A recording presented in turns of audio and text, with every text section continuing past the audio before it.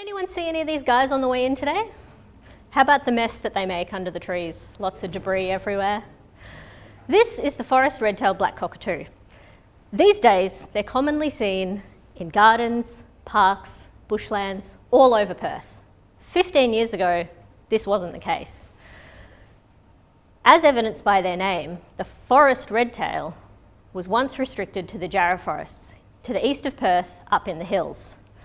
My PhD research has been looking at what this charismatic threatened species has been doing and why it's expanded its range to include the busy, highly urbanised Perth metropolitan region. Over the past 2 years, I've spent over 1,200 hours out in the field chasing cockatoos all over Perth and the jarrah forest, trying to work out what they're doing. And while they might not be hanging out in Subiaco sipping lattes, they are here for another urban amenity: food. So in the forest, the cockatoos mostly feed on the seeds of the native marri tree.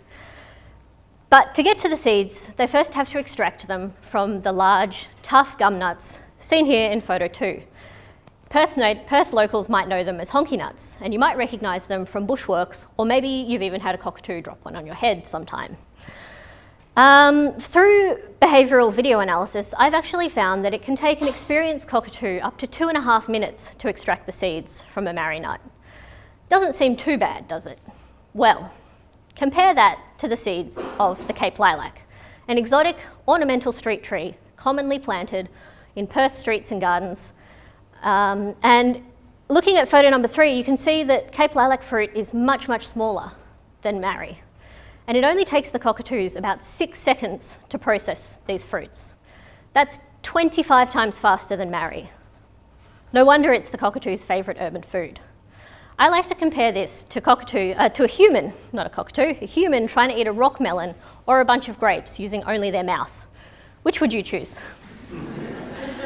I've also found evidence to suggest that the Cape lilac seeds contain a much higher energy content than marri, which means that by feeding on Cape lilac, the cockatoos can spend less time feeding for a much higher energy return. Now, these birds live for up to 50 years, so the long-term effects of urban living on the population are very difficult to determine and will require much, much more research. But for now, I welcome my new neighbours and I enjoy their company, even if they do make a huge mess in my garden. Thank you.